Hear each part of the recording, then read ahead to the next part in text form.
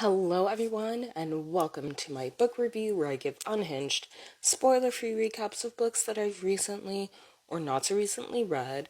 And today we are talking about The Premonition by Banana Yoshimoto. And this was a book. I read it and I finished reading it, and it was a book. Yep. The plot of the book is that there is a young woman who I believe is sort of college aged, and she has premonitions. She can see things in the past, see things in the future, seeing the different timelines, and she is forgetting something. And she's forgetting something really important, and so she's going on a journey to figure out what that is. When I saw the description, I thought, heck yeah. It's a short book. I love reading short books at work.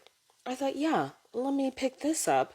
Let me see what this is about. Because I thought it was going to be about a girl who's seeing things and she's not really sure what's real and what's not because she has this ability. And we're going to work with her and journey with her as she tries to figure out this big thing that's gone in her life. And that was partially true. That is what happens in the book. But also there was a big glaring thing that I did not like. And I thought, well, we could have just done without this. And as a matter of fact, this is taking up a majority of the book in terms of what we're focusing on. And I don't like this. I don't like it at all. I do worry that revealing what I didn't like would be a spoiler. And at the intro I said this is spoiler free, right? However, in case you want to read this book and you're just like, what was the thing that made you so upset? I'll just tell you. Or if you want to look up the warnings yourself, you can. The thing that I didn't like, and this isn't just for this book, it's happened in other books that I've read, which I'm just trying to figure out why this is a common thing, but whatever, is that there is this trope of having people be siblings and then say, well, what if they were into each other? No, thank you. No. What? we just, it feels like we just, what? Each time it happens, I'm thinking, wait a second. Wait, what?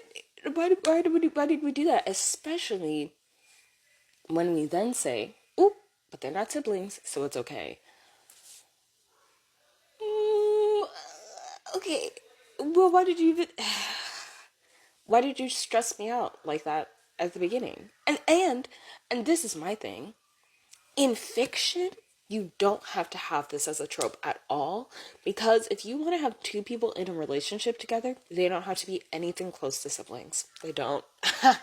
If you want to have them like grow up together, they could be from two different families. Now, granted, it's a big plot point in this book because of reasons that I won't share because that would be too many spoilers. We didn't have to have a romantic subplot, or we could have not had siblings and had a romantic subplot. We could have had one or the other.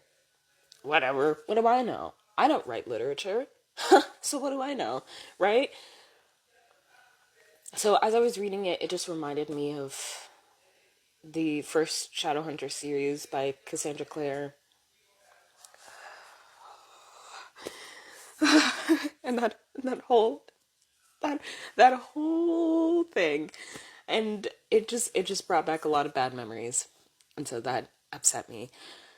But it was a book I can't in good conscience recommend The Premonition, nor the Shadowhunter series.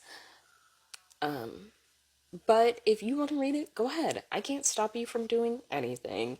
It was a book that I read, I finished it, I said, wow, I'm through with that, and I'm not going to pick that up ever again. This book wasn't bad in terms of the writing style and the general content. I just didn't personally like it. That doesn't mean that the book itself is bad, but I've heard that Banana Yoshimoto's other stuff is good. For next time, I am going to talk about a nonfiction book that is all about health and wellness. And colonization. Yeah, so that's going to be interesting. Fun would not be the word that I would use to describe this book, but informative and gut wrenching, yes. So be prepared for that next time. All right, bye. Hello, everyone, and welcome to my book review where I give unhinged, spoiler free recaps of books that I've recently or not so recently read. It is Who is Wellness For by Faria Roshin. And when I tell you I liked it, but also I felt incredibly sad while reading it. So this isn't like a pick-me-up, right? So this book explores how the wellness and meditation and self-care, self-love movement has roots in colonialism. That's the simplest way of putting it. I would recommend you read the book if you want to really get into the nitty-gritty of it. I got this book through my library, but I loved it so much that I am going to buy a physical copy. I want it on my shelf so that I can flip through and reread parts of it when I need it, because I think this would be a great book in terms of activism and in order to just get people to realize, hey, a lot of stuff stems from, say it with me now, colonialism. But there are ways to build better, right? So we can move forward, but we do have to take the first step, which is acknowledging and then saying, all right, well, we've acknowledged it, now let's do something about it. Also, this is a book that isn't for the faint of heart.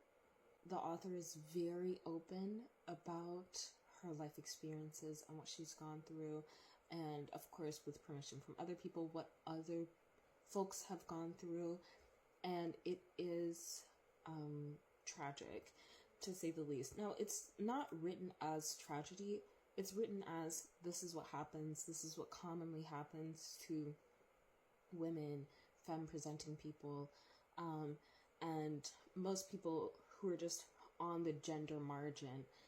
And it was painful. I mean, I cried while reading this book. My stomach was churning in certain bits. I was really angry at other parts. And I realized as hard as it can be to get through it, it was important to get through it because that is a part of life, is the ugliness. There is an ugliness to life. There's an ugliness to colonialism. And there is going to be uncomfortable moments in that. And sometimes you just have to sit with it. Sometimes you just have to read through it and push through and say, you know what? You are incredibly brave for writing this down. And so I'm going to do this simple part, which is to just read it and then absorb it. And then try to figure out how to make a world where that won't happen ever again. So I loved it because to me, if I'm going to read about sadness, which I really try not to do, then I need to know that there is a way forward and a way out. This book was incredibly hopeful.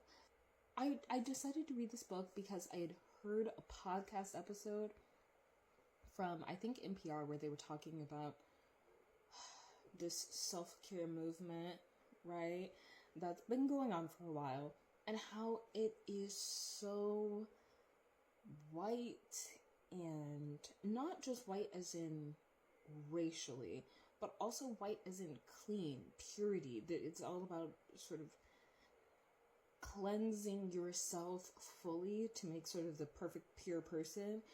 And it's also just about capitalism. It's about making money. It's about buying things. Why do I need 12 different types of skincare in order to be in love with myself? Oh my gosh, whatever. Don't get me started on it. Okay. This book talks about it, and it's very good. She also talks about yoga, which, ooh, the way people have sanitized yoga, and sanitized, I don't like that word. Sanitized makes it seem like it was dirty. It wasn't dirty. The way people have whitewashed yoga so that it is so stripped of its original cultural traditions and beliefs and rituals that now it's just let's put on Lululemon and sit on a yoga mat and say words that we don't understand that do have meaning. God, that's upsetting. That was upsetting. that was one of the many upsetting things. Yeah, it just this is a book that will make you think about how the things in your life that you're consuming come from cultures, and how those cultures aren't getting credit, right? And how you don't know that the cultures aren't getting credit by design, because capitalism is marketing it to you. And as a big thing of colonialism, they don't want you to know that other cultures originally had this, because that's what colonialism does. Next time, we are going to talk about a book that was so cute. I loved it. I read a physical copy of it from my library, and it's all about witches, and it's about people of color, and it's about queer relationships, and it's also about the color purple. Not anything to do with the book or the movie or anything like that. I mean the actual color purple as a color. I'm excited to talk about it. It's so cute. Okay, that's for next time. Bye. Hello everyone, and welcome to my book review, where I give unhinged, spoiler-free recaps of books that I've recently or not so recently read. And today we are talking about an absolutely adorable book. It is called Brooms by Jasmine Walls and Theo Duval. This is an adorable book, okay? You'll know it when you see it because it has a whole bunch of people of color on it, and the book cover is purplish, bluish purple. It's gorgeous. I read this book because I was at work and I was, looking through the shelves, and I saw it and I thought, that looks adorable. And then I read what it was and I thought, oh, that's adorable. This story follows several people, but it's mainly about these Afro-Indigenous sisters. They are Choctaw and Black, and they are growing into their magical abilities, but they are also trying to keep their magical abilities a secret from the evil white government. And they also want to get into a little bit of broom racing. And so that's what's going on. That's what we're doing. Broom racing. That's what the story is mostly about. And frankly, it's adorable. Ugh. There are sad things, okay? There's racism. There's sexism. There's homophobia. There's transphobia. There's also ableism. But despite all of that, this is fundamentally a book about hope. And just so you know this, it's all good in the end. If you want to read something that's nice, lovely, comforting, sweet, a real wholesome book that makes you go, wow, this is chunky enough that I can really get into it, but also it's light and airy enough that I can just flip through and then be done with it and say, wow, I actually want more, this is the book for you. It's great. It's great. There's all kinds of people in this book. There is a Black woman who has lost part of her arm. Okay, and so the way that she has configured this broom in order to, hold on to it so that her body is fully on it and won't slide off, amazing. The authors put so much thought into this, and they also talk about it at the end of the book. Also, sensitivity with the language, right? Because there are many things that are closed practices in indigenous American cultures across the US. But yeah, so they were thinking hard about that. There's also queer relationships. It's an adorable book. Read it. It's great. You might like it. I loved it. For next time, we are going to be talking about more people of color doing more fun things. We are going to be talking about older women who are pirates. And you probably know what book I'm talking about because that description fits, I would say, maybe one book. So that's for next time. Bye bye.